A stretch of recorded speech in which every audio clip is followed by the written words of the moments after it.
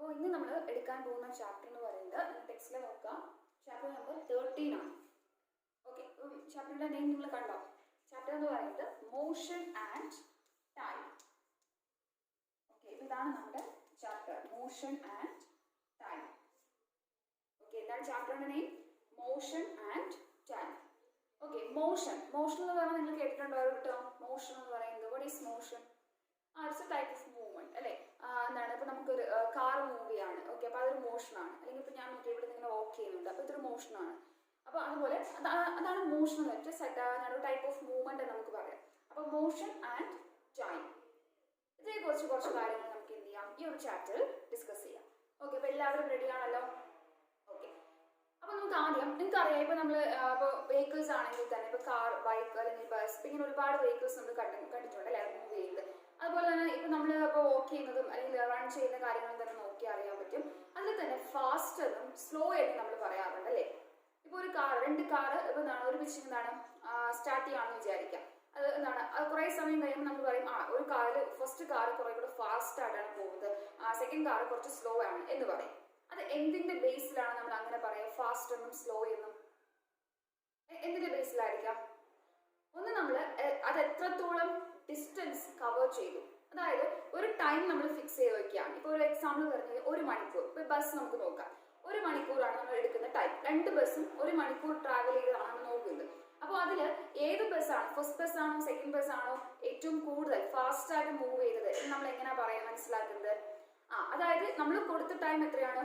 1 അവർ ആണ് അല്ലെ, 1 മണിക്കൂറാണ്. അപ്പൊ ഈ ഒരു ടൈമിനുള്ളിൽ ഏത് ബസ്സാണ് കൂടുതൽ ഡിസ്റ്റൻസ് എന്ത് ചെയ്ത് കംപ്ലീറ്റ് ചെയ്ത് ട്രാവൽ ചെയ്തത്, അതിനടിസ്ഥാനത്തിലായിരിക്കും നമ്മൾ എന്ത് പറയാ, ഏതാണ് ഇതിൽ ഫാസ്റ്റ് അല്ലെങ്കിൽ ഏതാണ് ഇതിൽ സ്ലോ എന്നുള്ളത്. ഇപ്പൊ ഫസ്റ്റ് ബസ് ഇപ്പോൾ ഒരു 50 കിലോമീറ്റർ ആണ്. എന്താണ് 50 കിലോമീറ്റർ ആണ്? അറിയാലോ, ഡിസ്റ്റൻസ് നമ്മൾ എപ്പോഴും പറയാം കിലോമീറ്റർ എന്ന് പറയുന്ന ഒരു യൂണിറ്റ് യൂസ് ചെയ്തിട്ടാണ്. അപ്പോൾ ഒന്നാമത്തെ ഫസ്റ്റ് ബസ് 50 കിലോമീറ്റർ എന്ത് ചെയ്തു 1 മണിക്കൂർ കൊണ്ട്. നമ്മൾ കൊടുത്ത ടൈം എന്ന് പറയുന്നത് 1 അവർ ആയിരുന്നു. അപ്പൊ ഈ 1 അവർ കൊണ്ട് 1 അവർ 1 മണിക്കൂറിനുള്ളിൽ 50 കിലോമീറ്റർ ഒരു ബസ് ഫസ്റ്റ് ബസ് കംപ്ലീറ്റ് ചെയ്യുമെന്ന് വിചാരിക്കാം. ഇനി സെക്കൻഡ് ബസ് ആണെങ്കിൽ 1 അവറിൽ ഏകദേശം ഒരു 45 കിലോമീറ്റർ ആണ് കവർ ചെയ്തത്. ഓക്കെ ആണല്ലോ, ഡിസ്റ്റൻസ് ആണ് ഞാൻ പറഞ്ഞത്, എത്ര ദൂരം അവർ പോയി എന്നാണ് പറയുന്നത്. അപ്പൊ ഒന്നാമത്തെ ബസ് 1 അവറിൽ 50 കിലോമീറ്റർ കവർ ചെയ്തു, അത്രയും ഡിസ്റ്റൻസ് ട്രാവൽ ചെയ്തു. സെക്കൻഡ് ബസ് ആണെങ്കിലോ 1 അവറിൽ 45 കിലോമീറ്റർ ആണ് ട്രാവൽ ചെയ്തത്, കംപ്ലീറ്റ് ചെയ്തത്. അപ്പൊ നമ്മൾ ഏതാണ് ഇപ്പോൾ ഏറ്റവും ഫാസ്റ്റ് എന്ന് പറയുന്നത്?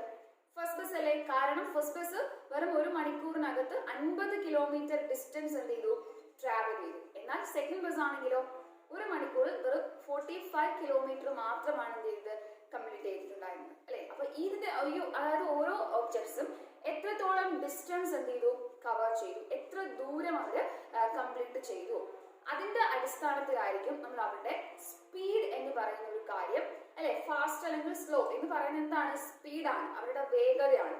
അപ്പൊ സ്പീഡ് എന്ന് പറയുന്നത് നമ്മൾ എപ്പോഴും എന്താണ് എക്സ്പ്രസ് ചെയ്യുന്നത് എത്രത്തോളം ഡിസ്റ്റൻസ് അവർ കംപ്ലീറ്റ് ചെയ്തു എന്നാണ്. ഓക്കെ, അപ്പൊ നമുക്ക് എങ്ങനെ പറയാം സ്പീഡ് എന്ന് പറഞ്ഞാൽ എന്തുവാണ്? അപ്പോ the distance covered by an object in a unit time, ഒരു യൂണിറ്റ് ടൈം. ഇപ്പൊ നമ്മൾ ഇവിടെ കൊടുത്ത ടൈം 1 അവർ ആയിരുന്നു. അപ്പൊ അങ്ങനെ നമ്മൾ കൊടുക്കുന്നത് നമ്മൾ പറയുന്നത് യൂണിറ്റ് ടൈം അല്ലെ? അപ്പൊ അത് മണിക്കൂറാകാം, സെക്കൻഡ് ആകാം, മിനിറ്റ് ആകാം, എത്രയോ ആയിക്കോട്ടെ. അപ്പൊ അതിൽ ആ ഒരു യൂണിറ്റ് ടൈമിനുള്ളിൽ എത്രത്തോളം ഡിസ്റ്റൻസ് ആണ് ഒരു ഒബ്ജക്ട് കംപ്ലീറ്റ് ചെയ്തത്, കവർ ചെയ്തത്, അതാണ് സ്പീഡ് എന്ന് പറയുന്നത്. അപ്പൊ അത് മറന്നു പോകരുത്. സ്പീഡ് എന്താണെന്ന് ചോദിച്ചാൽ നമുക്ക് എങ്ങനെ പറയാം? Distance covered by an object in an unit time, ഒരു നിശ്ചിത സമയം അല്ലെ, യൂണിറ്റ് ടൈമിനുള്ളിൽ ഒരു ഒബ്ജക്ട് എത്ര ഡിസ്റ്റൻസ് കവർ ചെയ്തു, എത്ര ദൂരം അത് കവർ ചെയ്തു, അതാണ് ഒരു ഒബ്ജക്റ്റിന്റെ സ്പീഡ് എന്നുള്ള രീതിയിൽ നമ്മൾ എന്ത് ചെയ്യുന്നത് കണക്കാക്കുന്നത്. ഓക്കെ ആണോ? അപ്പൊ എന്താണ് സ്പീഡ് എന്ന് നമ്മൾ മനസ്സിലാക്കി. ഇനി എങ്ങനെയാണ് ഒരു ഒബ്ജക്റ്റിന്റെ സ്പീഡ് നമ്മൾ മെഷർ ചെയ്യുന്നത്, എങ്ങനെ നമുക്കത് ഫൈൻഡ് ചെയ്യാം, എങ്ങനെ നമുക്കത് കാൽക്കുലേറ്റ് ചെയ്യാം, കണ്ടുപിടിക്കാം. അപ്പൊ അതിന് വേണ്ടിയിട്ട് നിങ്ങളൊരു ഇക്വേഷൻ പഠിച്ചു വെച്ചേക്കുക. അപ്പൊ എന്താണ് സ്പീഡ് എന്ന് ക്ലിയർ ആണല്ലോ? ഒരു ഒബ്ജക്ട് ഒരു യൂണിറ്റ് ടൈമിനുള്ളിൽ എത്രത്തോളം ഡിസ്റ്റൻസ് കവർ ചെയ്യും, അതാണ് എന്തെന്ന് പറയുന്നത് സ്പീഡ് എന്ന് പറയുന്നത്. ഓക്കെ, അപ്പൊ കൂടുതൽ ഡിസ്റ്റൻസ് കവർ ചെയ്ത് കഴിഞ്ഞാൽ നമുക്ക് എന്ത് പറയാം? അത് ഫാസ്റ്റ് ആണെന്ന് പറയാം. കുറച്ച് ഡിസ്റ്റൻസ് ആണ് കവർ ചെയ്തെങ്കിൽ നമുക്കത് സ്ലോ ആണെന്ന് പറയാം. ഓക്കെ, അപ്പൊ ഇനി ഞാൻ പറയാൻ പോകുന്നത് എങ്ങനെ നമുക്ക് സ്പീഡ് കണ്ടുപിടിക്കാം. Okay, how can we calculate speed? നമുക്ക് എങ്ങനെ സ്പീഡ് കാൽക്കുലേറ്റ് ചെയ്യാം? അപ്പൊ അതിനൊരു ഇക്വേഷൻ ഞാൻ പറഞ്ഞു നോക്കാറ്. അപ്പൊ നമുക്ക് ഒരു ഒബ്ജക്റ്റിന്റെ സ്പീഡ് കണ്ടെത്താനായിട്ട്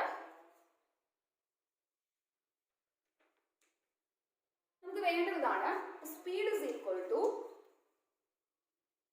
ആദ്യം നമുക്ക് വേണ്ടത് ആ ഒബ്ജക്റ്റ് എത്ര ഡിസ്റ്റൻസ് ടോട്ടൽ കവർ ചെയ്തു, അതാണ് നമുക്ക് ഫസ്റ്റ് വേണ്ടത്. അപ്പൊ നമുക്ക് ഫസ്റ്റ് കൊടുക്കേണ്ടത് സ്പീഡിൽ നമുക്ക് എന്ത് കണ്ടു, ആദ്യം എന്ത് കിട്ടണം, total distance. Okay, total distance covered by ആ ഒബ്ജക്റ്റ്. ആ ഒരു ഒബ്ജക്റ്റ് എത്ര ദൂരമാണ് ആകെ കവർ ചെയ്തത്, അപ്പൊ ആ കംപ്ലീറ്റ് ടോട്ടൽ ആയിട്ടുള്ള ഡിസ്റ്റൻസ് നമുക്ക് വേണം. അപ്പൊ അതാണ് നമുക്ക് ആദ്യം വേണ്ടത്, ടോട്ടൽ ഡിസ്റ്റൻസ് ഡിവൈഡഡ് ബൈ, ഇനി എന്താ വേണ്ടത്, ടൈം വേണം അല്ലെ. ഈ ഒരു ഡിസ്റ്റൻസ് കവർ ചെയ്യാൻ എത്ര സമയമാണ് അത് എടുത്തത്, എത്ര ടൈമാണ് എടുത്തത്, അപ്പൊ ആ ടൈമാണ് നമുക്ക് വേണ്ടത്. അപ്പൊ ടോട്ടൽ ടൈം ടേക്കൺ, എത്ര ടൈമാണ് ആവശ്യമായിട്ട് വന്നത്. ഈ രണ്ട് കാര്യങ്ങൾ, അപ്പൊ എത്ര ഡിസ്റ്റൻസ് ആണെന്നും എത്ര ടൈം ആണെന്നും നമുക്ക് കിട്ടിക്കഴിഞ്ഞാൽ എന്ത് സിമ്പിൾ ആയിട്ട് കണ്ടുപിടിക്കാം, സ്പീഡ് നമുക്ക് കണ്ടുപിടിക്കാം. മനസ്സിലാക്കി? ഇപ്പൊ ഇവിടെ ഞാൻ പറഞ്ഞ എക്സാമ്പിൾസിൽ നിങ്ങൾ നോക്കി, ഫസ്റ്റ് ബസ്സിന്റെ കാര്യങ്ങൾ എത്ര ഡിസ്റ്റൻസ് കവർ ചെയ്തെന്ന് പറഞ്ഞു, 50 ആണ്. അപ്പൊ 50 കിലോമീറ്റർ ആണ് അല്ലെ. എത്ര സമയം എടുത്തിരുന്നത്, 1 അവർ ആണ്. അപ്പൊ 50 കിലോമീറ്റർ പെർ അവർ എന്നാണ്. അപ്പൊ ഈ ഒരു കണ്ടുപിടിക്കുമ്പോൾ നമുക്ക് അതിന്റെ സ്പീഡ് കിട്ടും. മനസ്സിലായോ? അപ്പൊ ഇത്രയേ ഉള്ളൂ സ്പീഡ്. അപ്പൊ അതാണ് നമ്മുടെ ഈ ഒരു മോഷൻ ആൻഡ് ടൈം എന്ന് പറയുന്ന ഈ ഒരു ചാപ്റ്ററിൽ നിങ്ങൾ ഫസ്റ്റ് മനസ്സിലാക്കി വെക്കേണ്ട ഒരു ടേം ആണ് സ്പീഡ് എന്ന് പറയുന്നത്. അപ്പോൾ ഒരു ഒബ്ജക്റ്റിന്റെ സ്പീഡ് എന്ന് പറയുന്നത് എന്താണ്, ആ ഒബ്ജക്റ്റ് ഒരു യൂണിറ്റ് ടൈമിനുള്ളിൽ എത്രത്തോളം ഡിസ്റ്റൻസ് കവർ ചെയ്തു, അതാണ് ആ ഒബ്ജക്റ്റിന്റെ സ്പീഡ് എന്ന് പറയുന്നത്. The distance covered by an object in an unit time, അതാ ഇൻ എ യൂണിറ്റ് ടൈം, അതാണ് എന്ന് പറയുന്നത് സ്പീഡ് എന്ന് പറയുന്നത്. അത് നമ്മൾ എങ്ങനെ കാൽക്കുലേറ്റ് ചെയ്യുന്ന speed, total distance covered by an object divided by total time taken. അപ്പൊ മൊത്തം എത്ര ദൂരമാണ് കവർ ചെയ്ത് നമുക്ക് വേണം, ഡിസ്റ്റൻസ് വേണം, അതിനെ എന്തുകൊണ്ട് ഡിവൈഡ് ചെയ്യുക, എത്ര ടൈം ആണ് അവിടെ അത് കംപ്ലീറ്റ് ചെയ്യാനായിട്ട് എടുത്തത്. അപ്പൊ ഇത് ചെയ്യുന്ന സമയത്ത് നമുക്ക് ഏത് സിമ്പിൾ ആയിട്ട് കിട്ടും, സ്പീഡ് എന്ന് പറയുന്നത് കിട്ടും. ഓക്കെ ആണല്ലോ, ക്ലിയർ ആണല്ലോ. ഇനി അവിടെ നമുക്ക് ഇതിന്റെ യൂണിറ്റ് കൂടെ നോക്കുക. അതായത് നമുക്കറിയാം, ഇപ്പൊ നിങ്ങൾ തന്നെ ഇപ്പൊ എന്തിനെങ്കിലും ഒരു ബുക്ക് തന്നിട്ട് ആ ബുക്കിന്റെ ലെങ്ത് നിങ്ങളോട് മെഷർ ചെയ്യാൻ പറയുവാണ്. അപ്പൊ നിങ്ങളുടെ കയ്യിൽ സ്കെയിൽ ഉണ്ട് അല്ലെ, എല്ലാവരുടെ കയ്യിൽ സ്കെയിൽ ഉണ്ട്. അപ്പൊ സ്കെയിൽ വെച്ച് നമുക്ക് മെഷർ ചെയ്യാം. അപ്പൊ നിങ്ങൾ പറയും ഇത്ര സെന്റിമീറ്റർ, ഇപ്പൊ ഒരു 15 സെന്റിമീറ്റർ അല്ലെങ്കിൽ 14 സെന്റിമീറ്റർ അങ്ങനെ പറയും. അപ്പൊ അവിടെ നിങ്ങൾ ലെങ്ത് മെഷർ ചെയ്യാനായിട്ട് നിങ്ങൾ പറഞ്ഞ യൂണിറ്റ് എന്തുവാണ്, സെന്റിമീറ്റർ ആണ് അല്ലെ. അപ്പൊ ഇവിടെ നമ്മൾ സാധാരണയായിട്ട് ഡിസ്റ്റൻസ്, ദൂരം എന്ന് പറയുന്ന ഈ ഒരു ടേം മെഷർ ചെയ്യുന്ന യൂണിറ്റ് എന്ന് പറയുന്നത് സാധാരണയായിട്ട് നമ്മൾ 2 യൂണിറ്റുകൾ യൂസ് ചെയ്യാറുണ്ട്. ഇവിടെ നിങ്ങൾ ലെങ്ത് ചോദിച്ചപ്പോൾ സെന്റിമീറ്ററിന്റെ കാര്യം പറഞ്ഞില്ലേ, അതേപോലെ നമ്മൾ ഡിസ്റ്റൻസ്, ദൂരം കണക്കാക്കുന്ന സാധാരണയായിട്ട് 2 യൂണിറ്റ്സ് സാധാരണ യൂസ് ചെയ്യാറുണ്ട്. ഒന്ന് മീറ്റർ എന്ന് പറയുന്ന ഒരു യൂണിറ്റ് യൂസ് ചെയ്യാറുണ്ട്, സ്മോൾ ലെറ്റർ എം കൊണ്ട് റെപ്രസെന്റ് ചെയ്യാം, മീറ്റർ. പിന്നെ നമ്മൾ സാധാരണ ഇപ്പൊ വലിയ ദൂരങ്ങളൊക്കെയാണ് നമ്മൾ സാധാരണ പറയുന്നത് എന്താണ്, കിലോമീറ്റർ. നിങ്ങൾ കേട്ടിട്ടുള്ളതാണ്. സാധാരണ നമ്മൾ പറയുന്ന ഡിസ്റ്റൻസ് എപ്പോഴും 1 കിലോമീറ്റർ, 2 കിലോമീറ്റർ അല്ലെങ്കിൽ 50 കിലോമീറ്റർ അങ്ങനെ ആയിരിക്കും നമ്മൾ പറയുക. അപ്പൊ അടുത്തൊരു യൂണിറ്റ് എന്ന് പറയുന്നത് കിലോമീറ്റർ അല്ലെ, കിലോമീറ്റർ. നമുക്ക് km എന്ന് കൊടുക്കാം. അപ്പൊ ഈ 2 യൂണിറ്റുകളാണ് ഏതൊക്കെ, മീറ്റർ ആൻഡ് കിലോമീറ്റർ. ഈ 2 യൂണിറ്റുകളുമാണ് സാധാരണയായിട്ട് എന്ത് പറയാൻ, ഏത് റെപ്രസെന്റ് ചെയ്യുന്നത്, ഡിസ്റ്റൻസ് സാധാരണയായിട്ട് റെപ്രസെന്റ്, മീറ്റർ ആൻഡ് കിലോമീറ്റർ. കുറച്ച് വലിയ ചെറിയ ദൂരങ്ങൾ മാത്രമാണ് സാധാരണ നമ്മൾ മീറ്റർ ആയിട്ട് പറയാം. ഏറ്റവും കൂടുതൽ യൂസ് ചെയ്യുന്നത് ഇത് തന്നെയാണ്, കിലോമീറ്റർ എന്ന് പറയുന്ന യൂണിറ്റ് തന്നെയാണ്. ഇനി നമുക്ക് വേണ്ട എന്തുവാണ്, ടൈമാണ് അല്ലെ. ടൈം എന്ന് പറയുമ്പോൾ നിങ്ങൾക്ക് അറിയാം ഏതൊക്കെ യൂണിറ്റ് നമ്മൾ യൂസ് ചെയ്യാറുണ്ട്, സെക്കൻഡ് അല്ലെ, ഇത്ര സെക്കൻഡ്സ് നമ്മൾ പറയാറുണ്ട്. അപ്പൊ സെക്കൻഡ്, അപ്പൊ നമുക്ക് എസ് അത് യൂസ് ചെയ്യാം, സെക്കൻഡ് എന്നുള്ള യൂണിറ്റ് നമ്മൾ യൂസ് ചെയ്യാറുണ്ട്. പിന്നെയോ ഇത്ര മിനിറ്റ് നമ്മൾ പറയാറില്ലേ, അപ്പൊ മിനിറ്റ് എന്ന് പറയുന്ന എം അത് നമുക്ക് യൂസ് ചെയ്യാം. പിന്നെ ഉള്ളത് അവേഴ്സ്, ഇത്ര അവേഴ്സ്, ഇത്ര മണിക്കൂർ എന്ന് പറയാറുണ്ട് അല്ലെ. അപ്പൊ ഇങ്ങനെ 3 യൂണിറ്റുകൾ സമയം നമ്മൾ റെപ്രസെന്റ് ചെയ്യാൻ, ടൈം റെപ്രസെന്റ് ചെയ്യാനായിട്ട് യൂസ് ചെയ്യാറുണ്ട്. ഓക്കെ, അപ്പൊ ഏതൊക്കെയാണ്, സെക്കൻഡ് യൂസ് ചെയ്യാം, മിനിറ്റ് യൂസ് ചെയ്യാം, അവർ യൂസ് ചെയ്യാം. ഞാൻ ആദ്യം പറഞ്ഞ എക്സാമ്പിളിൽ 1 അവർ ആയിരുന്നു. അതുപോലെ എത്ര കിലോമീറ്റർ ആയിരുന്നു, 50 കിലോമീറ്ററും ആയിരുന്നു. ഓക്കെ, അപ്പൊ ഈ യൂണിറ്റുകൾ ഒന്ന് മനസ്സിലാക്കി വെക്കാം. അപ്പൊ സ്പീഡിന്റെ കേസ് പറയണം, സ്പീഡ് നമുക്ക് കണ്ടുപിടിക്കണമെങ്കിൽ ഡിസ്റ്റൻസും വേണം, അതേപോലെ അതിനെടുത്ത ടൈമും ആവശ്യമാണ്. അപ്പൊ ഡിസ്റ്റൻസിന്റെ യൂണിറ്റ് സാധാരണയായിട്ട് മീറ്ററും ഏറ്റവും കൂടുതൽ നമ്മൾ യൂസ് ചെയ്യുന്നത് കിലോമീറ്ററും ആയിരിക്കും. ഇനി ടൈമിന്റെ കേസ് പറയുകയാണെങ്കിൽ സെക്കൻഡ്സ് യൂസ് ചെയ്യാറുണ്ട്, മിനിറ്റ്സ് യൂസ് ചെയ്യാറുണ്ട്, അവേഴ്സ് യൂസ് ചെയ്യാറുണ്ട്. ഓക്കെ, അങ്ങനെ വെച്ച് നോക്കുമ്പോൾ സാധാരണയായിട്ട് സ്പീഡ് എന്ന് പറയുന്ന കാര്യം, അപ്പൊ നമ്മൾ ഡിസ്റ്റൻസിൻ്റെതും നമ്മുടെ ടൈമിന്റെയും യൂണിറ്റ് പറഞ്ഞില്ലേ, ഇതുപോലെ നമുക്ക് സ്പീഡ് കിട്ടുമ്പോൾ സ്പീഡ് എന്ന് പറയുന്നത് നമ്മൾ സാധാരണയായിട്ട് എടുക്കുന്ന യൂണിറ്റ് എന്ന് പറയുന്നത്, സ്പീഡിന്റെ യൂണിറ്റ് എന്ന് പറയുന്നത് ഒന്നെങ്കിൽ നമ്മൾ kilometre per hour, kilometre per hour. അതെങ്ങനെ വന്നെന്ന് മനസ്സിലായോ? അതായത് ഡിസ്റ്റൻസ് ബൈ ടൈം അല്ലേ സ്പീഡ് എന്ന് പറയുന്നത്. ഡിസ്റ്റൻസിന്റെ ഒരു യൂണിറ്റ് കിലോമീറ്റർ അല്ലേ, അവിടെ ഡിസ്റ്റൻസ് കിലോമീറ്റർ വന്നു കഴിഞ്ഞാൽ ടൈം എത്രയായിരിക്കും, മിക്കവാറും അവറിലായിരിക്കും. അപ്പോൾ കിലോമീറ്റർ പെർ അവർ. അപ്പൊ നമുക്ക് അങ്ങനെ എടുക്കാം, സ്പീഡിനെ കിലോമീറ്റർ പെർ അവർ അങ്ങനെ ഒരു യൂണിറ്റ് ഉണ്ട്. അല്ലെങ്കിൽ നമുക്ക് വേറൊരു unit metre per second, metre per second, ആ ഒരു യൂണിറ്റ് നമുക്ക് യൂസ് ചെയ്യാം. ഓക്കെ, അപ്പൊ ഈ ഒരു രീതിയിലാണ് സാധാരണയായിട്ട് സ്പീഡിന്റെ യൂണിറ്റ് മനസ്സിലാക്കി വെക്കേണ്ടത്. ഓക്കെ, അത് ജസ്റ്റ് ഞാൻ ഒന്നുകൂടെ ഒന്ന് കൺക്ലൂഡ് ചെയ്യാം. സ്പീഡ് എന്ന് പറഞ്ഞു കഴിഞ്ഞാൽ എന്തുവാണ്? The distance covered by an object in a unit time. ഇനി സ്പീഡ് എങ്ങനെ നമ്മൾ കണ്ടുപിടിക്കുന്നത്? Total distance covered by an object divided by total time taken. അപ്പൊ അതിന് ഡിസ്റ്റൻസിന്റെ യൂണിറ്റ് മീറ്റർ ആകാം, കിലോമീറ്റർ ആകാം എന്ന് പറഞ്ഞു. ടൈമിന്റെ യൂണിറ്റ് സെക്കൻഡ് ആകാം, മിനിറ്റ് ആകാം, അവേഴ്സ് ആകാം.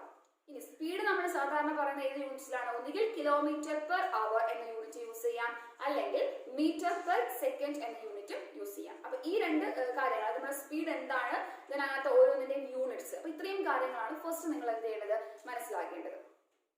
നെക്സ്റ്റ്, ഇപ്പൊ നമുക്ക് രണ്ട് എക്സാമ്പിൾസ് നിങ്ങൾ നോക്കാം. അതായത് ഇപ്പൊ ഒരു ഒബ്ജക്റ്റ് ഒരു സ്ട്രെയിറ്റ് ലൈനിലൂടെ മൂവ് ചെയ്യാണെന്ന് വിചാരിക്കാം. ഓക്കെ, ഇപ്പൊ ഇവിടെ ഒരു ഒബ്ജക്റ്റ് ഇരിക്കുവാണ്. അപ്പൊ ഈ ഒരു ഒബ്ജക്റ്റ് എന്താണ്? സ്ട്രെയിറ്റ് ലൈൻ, ഇതൊരു സ്ട്രെയിറ്റ് ലൈൻ ആണ്. ഓക്കെ, ഈ ഒരു സ്ട്രെയിറ്റ് ലൈനിലൂടെയാണ് മൂവ് ചെയ്യുന്നത് വിചാരിക്കാം, വിത്ത് എ കോൺസ്റ്റന്റ് സ്പീഡ്. അതായത് അവിടെ സ്പീഡ് എന്ത് ചെയ്യുന്നില്ല, ചേഞ്ച് ആകുന്നില്ല, ഒരേ സ്പീഡിലായിരിക്കും. അതായത് കുറച്ച് ദൂരം എത്തുന്ന സമയത്ത് സ്പീഡ് കൂടുകയോ കുറയുകയോ ഒന്നും ചെയ്യുന്നില്ല. ഈ ഒരു പോയിന്റിൽ നിന്ന്, ഇപ്പൊ എ എന്ന് പറയുന്ന ഈ ഒരു പോയിന്റിൽ നിന്ന് സ്റ്റാർട്ട് ചെയ്യാണ് ഈ ഒരു ഒബ്ജക്റ്റ്, എന്നിട്ട് ഇവിടെ ഒരു ബി എന്ന് പറയുന്ന പോയിന്റിൽ എത്തുകയാണ്. അപ്പൊ എ മുതൽ ബി വരെ ഒരു സ്ട്രെയിറ്റ് ലൈനിലൂടെയാണ് എന്ത് ചെയ്യുന്നത്, ഈ ഒരു ഒബ്ജക്റ്റ് മൂവ് ചെയ്യുന്നത് പറഞ്ഞു. അപ്പോൾ ഇങ്ങനെ മൂവ് ചെയ്യുമ്പോൾ ഇതൊരു കോൺസ്റ്റന്റ് സ്പീഡിലാണ് പോകുന്നത്. എന്ന് പറഞ്ഞാൽ എന്താണ്? സ്പീഡ് ഞാൻ പറഞ്ഞു കൂടുകയോ കുറയുകയോ ഒന്നും ചെയ്യുന്നില്ല. എയിൽ നിന്ന് ബി വരെ എത്തുന്നത് വരെ അത് ഒരേ സ്പീഡ് മെയിൻറ്റെയിൻ ചെയ്ത് പോവുകയാണ്. ഓക്കെ, അങ്ങനെ വരുന്ന മോഷൻ, ആ ഒരു ടൈപ്പ് ഓഫ് മോഷനെ നമ്മൾ വിളിക്കുന്ന പേര് യൂണിഫോം മോഷൻ എന്നാണ് വിളിക്കുക. എന്താണ്? Uniform motion. അതായത് ഒരു ഒബ്ജക്റ്റ് ഒരു സ്ട്രെയിറ്റ് ലൈനിലൂടെ മൂവ് ചെയ്യാണ്. എങ്ങനെ മൂവ് ചെയ്യാണ്?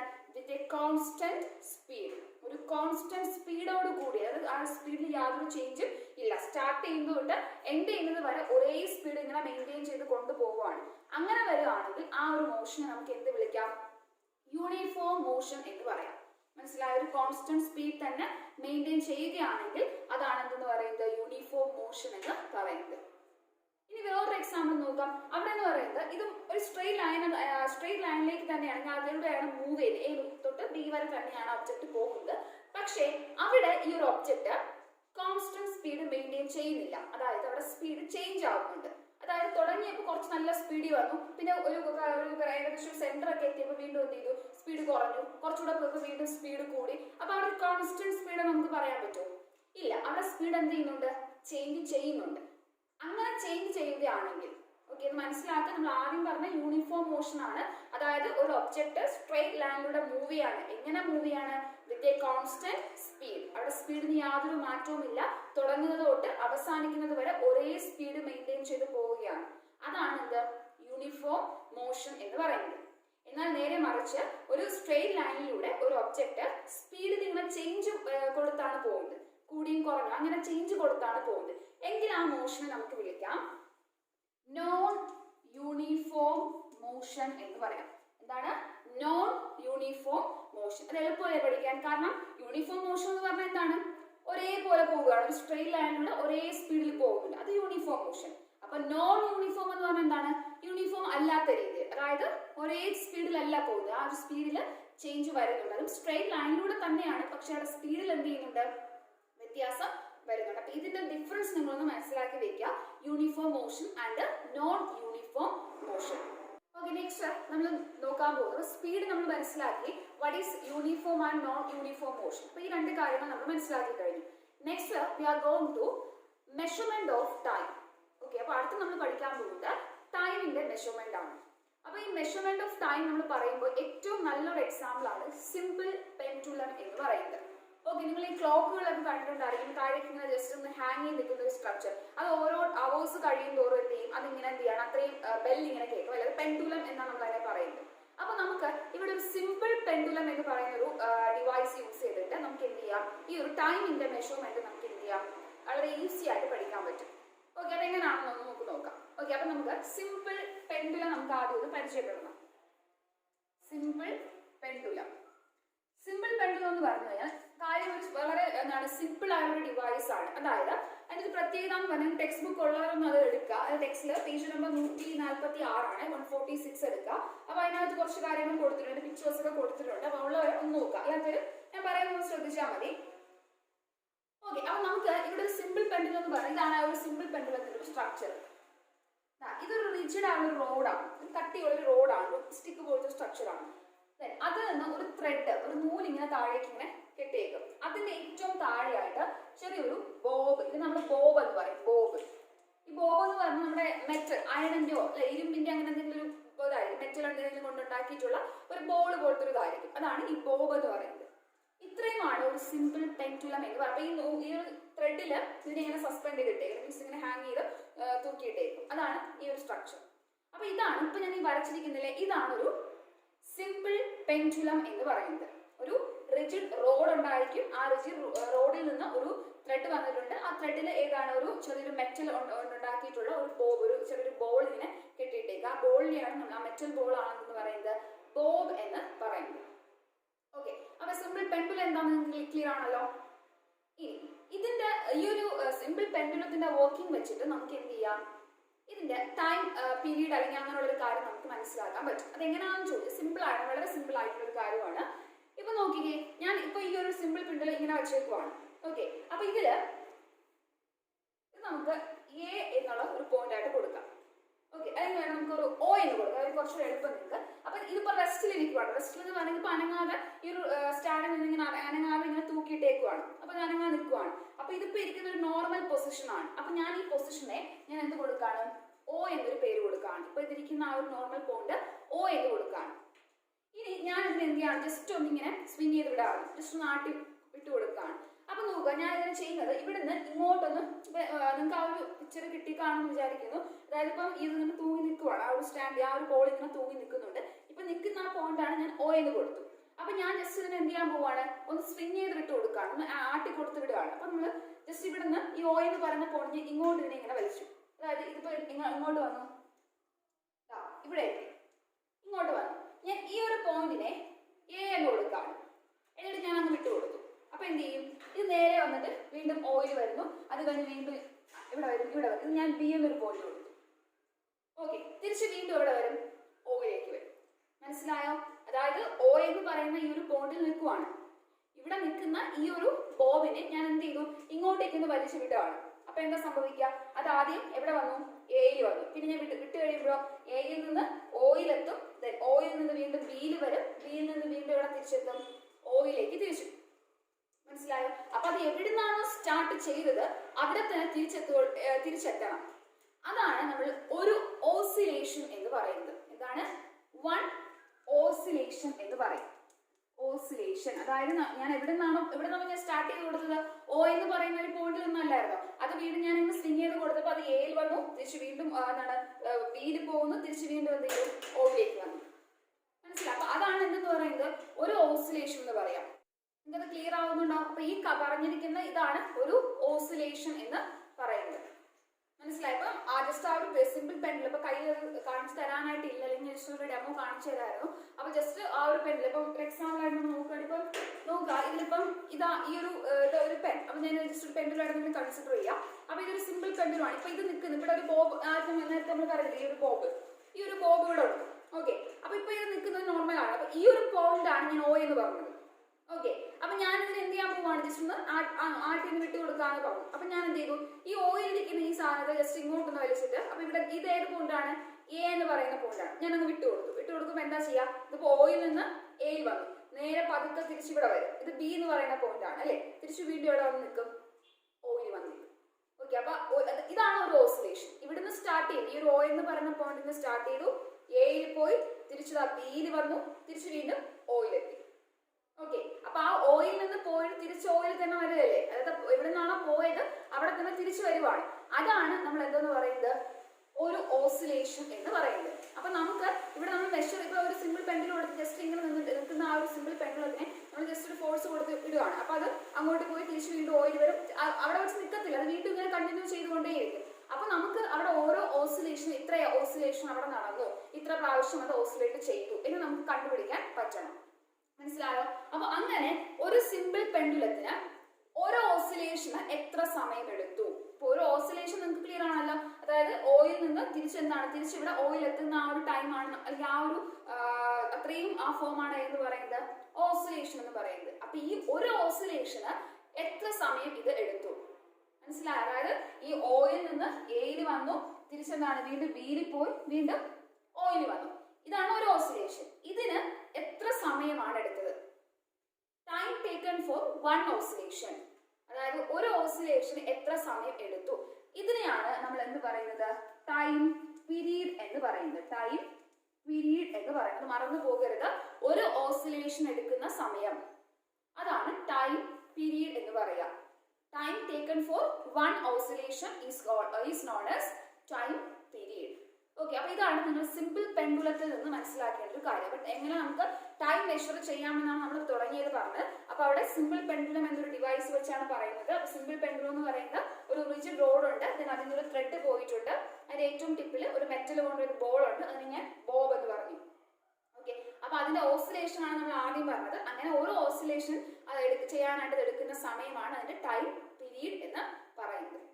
ഓക്കെ, അപ്പൊ ഇതൊന്നും നിങ്ങൾ എന്ത് ചെയ്യാമെന്ന് മനസ്സിലാക്കുക. ഇതിൽ റിലേറ്റ് ചെയ്തൊരു കുറച്ചൊരു ടേബിൾ നിങ്ങൾ ടെക്സ്റ്റിന് തന്നിട്ടുണ്ട്. അപ്പൊ ആ ഒരു ക്വസ്റ്റ്യൻ പറഞ്ഞിട്ടുണ്ട് 20 ഓസിലേഷൻ, അതായത് 20 പ്രാവശ്യം ഈ ഒരു സിമ്പിൾ പെൻഡുലം ഓസിലേറ്റ് ചെയ്ത്. അപ്പോൾ ഒരു ഓസിലേഷൻ എന്താണെന്ന് നിങ്ങൾക്ക് അറിയാലോ, ആ നടക്കുന്ന ആ ഒരു ഓ എന്ന് പറയുന്ന പോയിന്റിൽ നിന്ന് തിരിച്ച് എയിലേക്ക് വന്നു, ബിയിലേക്ക് പോയി, തിരിച്ച് വീണ്ടും ഓയിലേക്ക് എത്തണം. ഇതാണ് ഒരു ഓസിലേഷൻ. അപ്പൊ ഇവിടെ നമ്മളിങ്ങനെ സ്വിങ് ചെയ്ത് കൊടുത്തപ്പോൾ അവിടെ ആ ഒരു സിമ്പിൾ പെൻഡുലം 20 പ്രാവശ്യം ഓസിലേറ്റ് ചെയ്തു. ഓക്കെ ആണല്ലോ. എങ്കിൽ നമ്മുടെ ക്വസ്റ്റ്യൻ എന്ന് പറയുമ്പോൾ ആ 20 ഓസിലേഷൻ ടൈം നമുക്ക് എന്ത് ചെയ്യാം നോക്കാം. കാരണം ഒരു സ്റ്റോപ്പ് വാച്ച് നമുക്ക് യൂസ് ചെയ്യാം. സ്റ്റോപ്പ് വാച്ച് എന്ന് പറയുമ്പോൾ നമുക്ക് ആ ഒരു ടൈം അറിയാൻ വേണ്ടി നമ്മൾ ജസ്റ്റ് ആ ഒരു സിമ്പിൾ പെൻഡുലത്തിന്റെ ബോബ് ജസ്റ്റ് ഇങ്ങനെ സ്റ്റാർട്ട് ചെയ്ത് കൊടുക്കുമ്പോൾ നമുക്ക് ആ സ്റ്റോപ്പ് വാച്ച് ഓൺ ചെയ്യാം. അപ്പൊ അതോടെ ടൈം സ്റ്റാർട്ട് ചെയ്ത് തുടങ്ങി. എന്നിട്ട് എപ്പോഴാണ് അത് ഓസിലേറ്റ് ചെയ്ത് തീരുന്നത് അപ്പൊ നമുക്കത് സ്റ്റോപ്പ് ചെയ്യാം. അപ്പൊ നമുക്ക് എത്ര സമയമാണ് എടുത്തത് നമുക്ക് കിട്ടും. ഓക്കെ, മനസ്സിലാവുന്നുണ്ടോ? അപ്പൊ ഇവിടെ നമുക്ക് തന്നിരിക്കുന്ന ചോദിക്കുന്ന ഒരു ക്വസ്റ്റ്യൻ എന്ന് പറയുന്നത് ഒരു സിമ്പിൾ പെൻഡുലം 20 പ്രാവശ്യം ഓസിലേറ്റ് ചെയ്തു. 20 പ്രാവശ്യം ഓസിലേറ്റ് ചെയ്യാനായിട്ട് അതെടുത്ത സമയം എന്ന് പറയുന്നത് 42 സെക്കൻഡ് ആണ്. നമുക്ക് ഞാൻ പറഞ്ഞ സ്റ്റോപ്പ് വാച്ച് യൂസ് ചെയ്ത് നമുക്കിങ്ങനെ നോക്കാം അത് എത്ര പ്രാവശ്യം ഓസിലേറ്റ് ചെയ്യുമ്പോൾ 20 പ്രാവശ്യം ഓസിലേറ്റ് നിൽക്കുമ്പോൾ എന്നിട്ട് നമ്മളത് വാച്ച് ഓഫ് ചെയ്യുന്ന സമയത്ത് നമുക്ക് എന്ത് ചെയ്യാൻ പറ്റും, അത് കറക്റ്റ് അറിയാൻ പറ്റും എത്ര സെക്കൻഡ് എടുത്തുന്നുള്ളൂ. ഓക്കെ, അപ്പൊ ഇവിടെ 20 പ്രാവശ്യം അത് ഓസിലേറ്റ് ചെയ്യാൻ എത്ര സമയം എടുത്തു?